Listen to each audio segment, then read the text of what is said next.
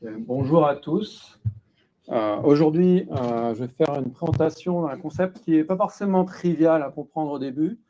Je vous rassure, je vais faire un exemple et l'idée, c'est, j'espère, quand je partirai, c'est que vous avez tous compris le concept. C'est un nouveau terme, Durable Execution. Alors, qu'est-ce que ça veut dire, hein? L'idée, c'est comment faire en sorte que notre application puisse s'exécuter sans jamais planter. Imaginons qu'il y ait un système de sauvegarde automatique au fil de l'exécution du code et qu'à chaque fois qu'on appelle une fonction, quelque chose comme ça, que ce soit sauvegardé quelque part. Et du coup, s'il y a un crash et qu'on relance l'application, on sait repartir d'où on en est. Donc, mon objectif en 20 minutes, voilà, c'est de vous montrer comment Temporal, qui est l'entreprise derrière ce projet open source, apporte cette exécution durable, et ce, pour les applications développées dans différents langages. Et aujourd'hui, évidemment, on va faire ça en TypeScript. Alors, la genèse de ce projet open source, c'est qu'aujourd'hui, beaucoup d'applications doivent suivre les concepts de cloud natif. L'objectif, c'est d'utiliser au maximum des microservices, les conteneurs, le cloud, d'être plus élastique, plus modulaire. Donc, ça apporte plein d'avantages. Mais ça apporte aussi beaucoup de soucis aux devs et aussi aux équipes qui font le debugging. Pourquoi? Tout simplement parce que quand l'exécution elle est distribuée, potentiellement, il peut y avoir plein de problèmes, des problèmes liés au réseau, des problèmes liés au service que l'on ne contrôle pas. Et donc, arriver à savoir où est-ce que se produit le problème, d'assurer aussi la consistance de l'exécution, ce sont des choses non triviales pour les équipes de développement. Donc, il y a une nouvelle taxe à payer avec le cloud natif qui est liée à cette complexité et cette fragilité potentielle de l'architecture. Donc, les créateurs du projet Temporal, ce sont deux développeurs seniors qui ont passé pas mal d'années au début d'Amazon Web Services. Ils ont aussi travaillé chez Google Cloud et chez Microsoft. Et Max, l'un des fondateurs, est notamment à l'origine du projet SQS chez Amazon et de Simple Workflow. Samar, le cofondateur, lui est passé par Microsoft et il a travaillé sur Azure Durable Functions, qui reprend un petit peu les mêmes principes. Donc, c'est des choses qui étaient, je dirais, dans leur tête depuis pas mal d'années. Ensemble, ils ont été chez Uber et ils ont créé ce projet qui est utilisé aujourd'hui dans à peu près 90 projets chez Uber. Aussi bien sur les projets d'infra que des projets type Uber Eats. Quand vous faites une commande, ça fait plein de microservices, ce sont des exécutions très longues avec potentiellement aussi des notions de timer, etc. Et l'idée est vraiment d'utiliser ce type de mécanisme. Ils sont ensemble créés l'entreprise en 2020. Voilà. Donc pour mon exemple, je vais prendre un cas un peu d'école quand on parle de traitement distribué. C'est un transfert d'argent. Un transfert d'argent, pourquoi? Parce que tout simplement, dans le monde idéal, un transfert d'argent, c'est un appel de deux fonctions, deux microservices, pour mon exemple. Un appel qui est en charge du prélèvement d'un montant, et l'autre qui va être plutôt en charge du dépôt de l'argent. Et si tout se passe bien, c'est un succès. Mais ça, c'est dans le cas idéal, deux lignes de code. Dans un cas moins parfait, ici, donc, l'utilisateur va appeler l'application et potentiellement, il va y avoir un problème à l'appel du dépôt. Donc, j'ai fait le prélèvement, je n'ai pas réussi le dépôt. Donc, c'est le cas d'école des problématiques de transactions distribuées. Et là, il y a pas mal de soucis pour le développeur. C'est est-ce que le dépôt a été fait, mais je n'ai pas eu la réponse, et donc je suis dans un cas où je ne sais pas exactement où on en est. Est-ce que j'ai un problème de consistance? Est-ce que j'ai un problème aussi qui serait plutôt lié au réseau, etc. Donc, du coup, l'infra apporte plein de solutions. Alors, la solution, ça va être déjà de se dire je vais préserver l'état dans une base de données. Le problème, c'est que l'état dans une base de données, il faut développer une state machine ou utiliser une librairie qui le fait.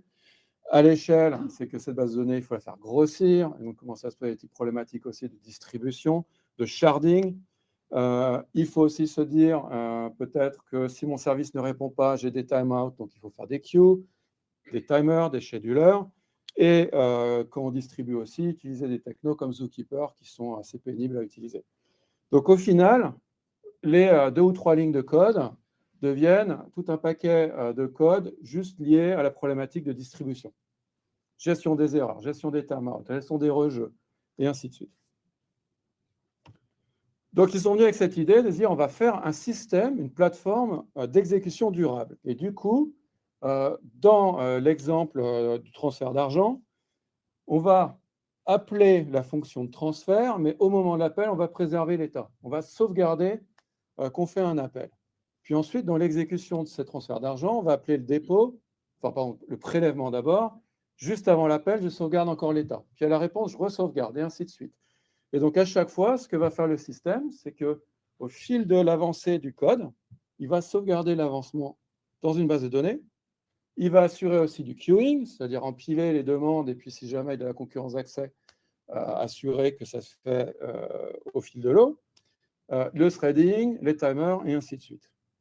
Et du coup, le développeur, lui, n'a plus qu'à se concentrer sur ces 2 ou 3 lignes de code, et tout le reste vient de façon implicite par le framework.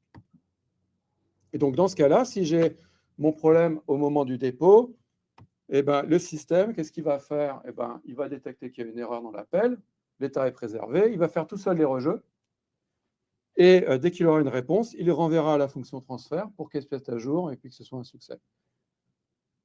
Donc, je vais vous montrer ça avec un exemple qui reprend le même principe. C'est une appli développée en TypeScript. Il y a un client web dans lequel je vais faire une demande de paiement. Je vais vous montrer la fonction, on va appeler ça un workflow parce que c'est une succession d'actions métiers. Ce workflow va appeler aussi des activités, dont une withdraw et l'autre deposit. Et tout ça, ça tourne dans ce qu'on appelle les workers. Donc, ce sont des process qui s'exécutent et qui vont être abonnés à ce service. Et donc, ce que va faire le service temporal, il va recevoir les requêtes et les distribuer aux workers. Donc, je vais vous montrer ça avec un bout de code très simple dans le studio. Et donc, ma fonction transfert, elle est là, c'est transfer without approval. Et donc, elle est codée avec le SDK. Donc, on a un SDK TypeScript à importer dans le projet. Et donc, cette fonction, en fait, elle va démarrer avec une première logique très simpliste qui dit si le montant est inférieur à 10 000, alors j'avance et je l'exécute. Et là, je vais appeler mes 2 services, mes activités, withdraw et deposit, avec les paramètres. Donc, c'est du code. Rien de plus, du TypeScript. Si ça se passe bien, je retourne un succès. Sinon, je pars en exception et je fais un rejet. Ce que j'ai fait dans mon code, c'est qu'avec le framework et le SDK, je déclare deposit et withdraw comme des activités proxifiées. Et là, je vais dire quel est le comportement que je veux voir être exécuté automatiquement. Je veux qu'il exécute les appels une infinité de fois. Je veux qu'il démarre avec un rejeu toutes les 50 millisecondes et puis qu'il augmente au fur et à mesure. Je veux qu'il parte en erreur aussi si jamais ça ne répond pas au bout de 10 secondes. Je peux rajouter d'autres choses plus riches encore dans le comportement, mais c'est déjà un bon exemple. D'accord? Et mes fonctions withdraw et deposit sont elles aussi des fonctions en TypeScript. Là, c'est des mock-ups, ça ne fait rien par écrire un log. Et ce que je vais faire, c'est que je vais forcer le plantage du dépôt. Je reviens sur mon exemple, c'est une petite appli que j'ai développée assez rapidement. Je vais faire un premier paiement, mail à John, et puis là, je vais lui envoyer 300 €. J'exécute, et là, ce qui va se passer, c'est quand je rafraîchis, eh ben, mon traitement est bloqué. C'est-à-dire qu'il est en attente d'une mise à jour. Je vais regarder dans le back-end temporal, et là, en fait, lui, il a enregistré toute l'exécution, et là, je peux voir ce qui se passe. C'est-à-dire que je peux aller voir mon transfert, je vois qu'il est coincé, j'ai ma stack trace, il me dit où il est coincé parce que j'ai un service qui retourne une erreur. Il en est déjà à sa 10e tentative. Je peux aller voir si la stack trace du workflow, et donc je vois où je suis bloqué en termes de ligne, 39, c'est là où il appelle le dépôt. Et après, je reviens et je peux voir aussi l'historique. Alors, je peux aller plus dans le détail et voir tout ce qu'il a enregistré. Donc, par exemple, je peux retrouver quel est l'appel de la fonction. Donc, je peux voir quels étaient les paramètres. Peut-être que c'était ça qui était incorrect. Je peux aller plus bas, je peux voir mon withdraw. Pareil, je peux voir les paramètres et voir le résultat. Et là, je vois que ça coince un deposit. Du coup, comme je sais, c'est moi qui fais l'erreur, je vais aller la corriger. Hop, je corrige mon code. Là, ça se redéploie derrière. Mon worker se relance. Et ce qui va se passer, c'est que lui, il continue son rejeu. Donc déjà, je vois que ça a été mis à jour tout seul et il est déjà en succès. Hop, donc je reviens. Et là, il s'est complété. Donc il a appelé sa fonction. Donc avec très peu de code, il a rajouté cette robustesse, ce rejeu, cette sauvegarde, cette piste d'audit. On peut faire encore des choses un peu plus riches, toujours un peu compliquées à développer, se dire je voudrais qu'il attende que le code se bloque et qu'il y ait un approval d'envoyer par quelqu'un en fonction du montant. Donc là, je triche, j'ai déjà le code tout prêt. Hop, je reviens dans mon workflow. J'appelle ma fonction withApproval et je vous la montre quand même. Donc là, qu'est-ce que je fais? Dans mon transfert avec approval, je vais déclarer un handler qui va s'appeler confirm, qui est une fonction qui, quand elle sera appelée, va passer un flag à true ou false. Donc mon flag, maintenant, ce que je fais, c'est que si le montant il est supérieur à 1000, le flag, je le passe à false. Je mets à jour un statut pour ma petite appli web. Et après, ce que je fais, c'est que j'attends soit que confirmation passe à true, donc il y a eu mon signal qui a été appelé, ou il attend 30 secondes. Donc ça, en code classique, il aurait fallu faire des choses un peu plus compliquées, potentiellement soit bloquer un thread, soit utiliser des queues, etc. Là, c'est juste ça. Et ce qu'il fait, c'est qu'au moment où il arrive à cette ligne-là, il enregistre l'état et il se met en attente du framework. Et après, en fonction du résultat, il reprend le code comme tout à l'heure. Donc, je vous montre ça de nouveau, parce que j'ai switché mon code. Et là, je vais faire deux paiements. Un vers Albert à 30 000. J'exécute. Un paiement Maël vers Jim. C'est pas grave. 20 000. Là, je rafraîchis. Et là, les deux sont bloqués. C'est-à-dire qu'il est en attente soit du timeout, soit d'une réponse. Et ce que je vais faire, je vais aller vite. Pardon, je vais tromper le bouton. Dans ma petite UI, où là, ce que je fais, c'est que j'envoie un signal. Donc, ça, c'est un terme qui est possible avec le SDK. Je dis j'envoie un signal à une instance de workflow et automatiquement, je lui envoie une confirmation. Donc là, je mets à jour. Celui à 20 000, je l'ai approuvé, il est passé à true et donc il s'est exécuté. Et l'autre, il est rejeté. Donc là, je peux pareil aller voir ma UI. Je mets à jour. Voilà. Je peux voir le premier. Et le premier, qu'est-ce qu'on voit comme détail? Alors, si je m'en compacte, c'est plus visible. On voit que j'ai un timer qui s'est exécuté au bout de 30 secondes. Et si je vois l'historique détaillé, je vois c'est qu'il n'a rien appelé et il est direct allé en rejet. Dans l'autre exemple, hop, ici, qu'est-ce que je peux voir? C'est qu'il a reçu l'appel du signal, je vois son paramètre, il a annulé le timer et il s'est exécuté. Voilà. Donc, c'est une rapide intro pour expliquer un petit peu comment on apporte ces nouvelles capacités à TypeScript via cette plateforme qui est temporale. Évidemment, on peut aller plus loin dans les démonstrations, mais ça résume, je pense, assez bien le concept. Pour résumer, donc l'idée, c'est que voilà, les développeurs ils fassent leur logique business à travers ce concept de workflow, que l'exécution, elle est enregistrée et on peut reprendre sur erreur parce qu'il sait reprendre là où il en est. En fait, le pattern derrière, pour ceux qui s'intéressent, c'est l'event sourcing. Et ça, c'est faire du replay automatique. La persistance, elle est faite, donc on sait en plus lire les variables et interroger les instances de l'extérieur. Et l'idée, c'est vraiment d'avoir une expérience développeur la plus simple possible.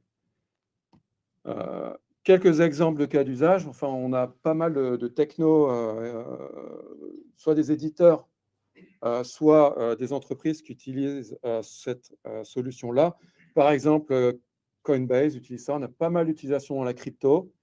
Je ne vais pas aller dans les détails, on n'a pas le temps. Datadog, parce qu'ils sont à moitié en France. Donc, il y a beaucoup de développeurs en France. Ils sont aussi contributeurs au projet. Ils ont carrément implémenté une version single binary que l'on utilise maintenant dans la solution. Eux, c'est beaucoup pour de l'infra. Donc, tout ce qui est testing automatique, déploiement, versionning, etc. Donc, c'est très back-end.